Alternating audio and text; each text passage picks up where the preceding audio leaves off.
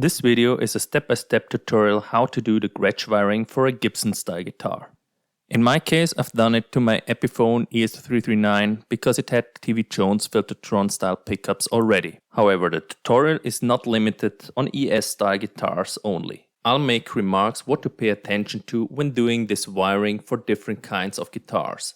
Also very important for this tutorial, all the steps have timestamps. So feel free to stop at any time whenever you need.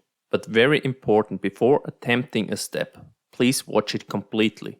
Like this you won't miss important remarks and tips. So what is the Gretsch wiring? The Gretsch style wiring has one master volume, one master tone and two separate volumes for each pickup. As I think that out of phase benefits a lot from a wiring with master volume, I've also added this functionality with a push-pull pot. If you don't want to add this, don't be afraid, I'll be explaining what you need to do with the normal wiring as well. So let's get right into it. First, remove the old wiring. The convenient thing is, it has all the parts we need unless we add that push-pull pot. In my case, the previous owner of this guitar already let someone do a change on the wiring. Let's put it nicely, it was not really well done as you can see, but it also had a lot of wire that I could also reuse. If you're doing this to an ES style guitar, the length of the pickup wire may restrict your choice on the control layout. On this picture you see that the neck pickup did not leave me with much choice where I would have to solder it to. If you're adding that out of phase option like I did, you have a little advantage here because the pickup gets connected to the push-pull pot. And the push-pull pot does not necessarily have to be the volume pot of the neck pickup. It doesn't matter if it's an ES style guitar or a solid body guitar. When I'm doing a wiring like this, I always like to make a cardboard layout where I place the parts and solder on it. If it's an ES style guitar I'm working on, I also mark where the F-hole would be. Like this, I can make sure the wires go around it. I also align the components in a way that the connections are as short as possible. I then also mark what component has what functionality. In my case, the layout looks as following. The master volume is where at the Gibson guitar usually is the neck volume. The neck volume is where the bridge volume would be on a Gibson guitar. The bridge volume is where the neck tone would be on a Gibson guitar, and the master tone is where the bridge tone would be.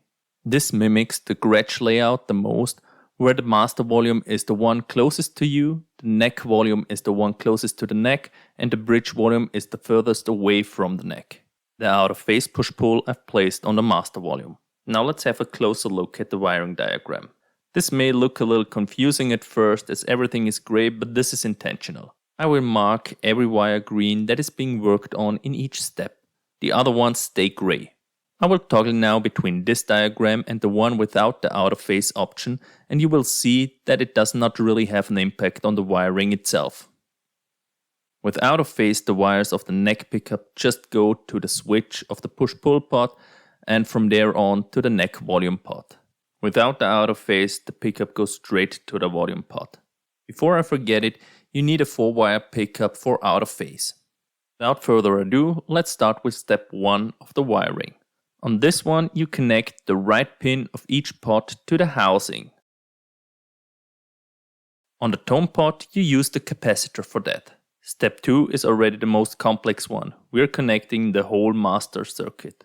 First, get the wires to the right size. If you're working on a guitar where the toggle switch is in another cavity, like a Les Paul for example, make sure the wire is long enough and mark it.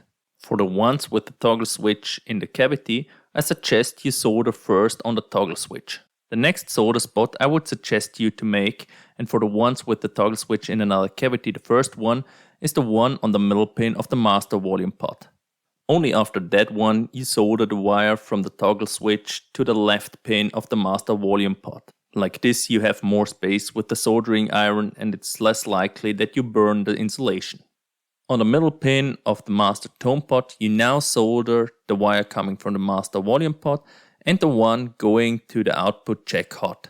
While you're at it, you can also solder the ground of the output jack to the housing of the tone pot. Step 3 and 4 are only for the ones who are adding out of phase to the circuit. If you're not one of those, just skip them. Step 3 is the first half of the out of phase. On the push-pull switches, connect the bottom right pin with the top left pin and ground. Make sure the wire is insulated between the pins. My preferred way of doing it is with just one wire for all 3 solder spots. On one side I remove quite a bit of insulation, go through the pin, around the corner and just to the housing. Step 4 is the other part of the outer face and the connection to the neck volume pot. The first thing I do in this step is prepare the wire from the outer face to the neck volume pot. You can see how I go around the master tone pot to ensure that the wire is not getting in the way of the F-hole. Please also notice how I've placed the wire intentionally under the wires going to the output jack. Then my first solder spot is on the middle pin of the neck volume pot. The side on the outer face switch is a little bit tricky. Use a short wire between the bottom left pin and the top right pin. But first only solder the bottom left pin. Then solder the wire coming from the neck volume pot together with the other wire on the top right pin. With this we're at step 5. This one is the connection from the neck volume pot to the toggle switch. Again, if your toggle switch is in another cavity, just make sure the wire is long enough and only solder it to the left pin on the neck volume pot. For all the others, I suggest to first solder on the toggle switch. For the ones with ES style guitars, notice once again how I've placed the wire underneath the output jack wires and around the master tone pot to avoid the F-hole. As mentioned already, you solder that wire to the left pin of the neck volume pot. Step 6 is now the connection from the bridge volume pot to the toggle switch. It's essentially the same procedure as in the previous step, just the left pin on the bridge volume pot and the other pin on the toggle switch. Step 7 is the grounds. You just connect all the pot housings with each other and the toggle switch. Like this, your harness is ready to be connected with the guitar and the pickups. Step 8 is connecting the neck pickup to the wiring harness. Let's begin with clarifying the colors of the pickup wires. Each pickup manufacturer uses a different color coding for their pickups, so you will have to look up that yourself for your pickup. In my case, I'm using TV Jones pickups. Red and green are the middle wires that are connected together. As I'm using out of phase, I had to separate the shielding from the south start wire, which is black. White is the north start of the pickup. When using out of phase, north start goes to the middle pin on the right side of the push-pull switches. South start goes to the middle pin on the left side and the shielding goes on the housing.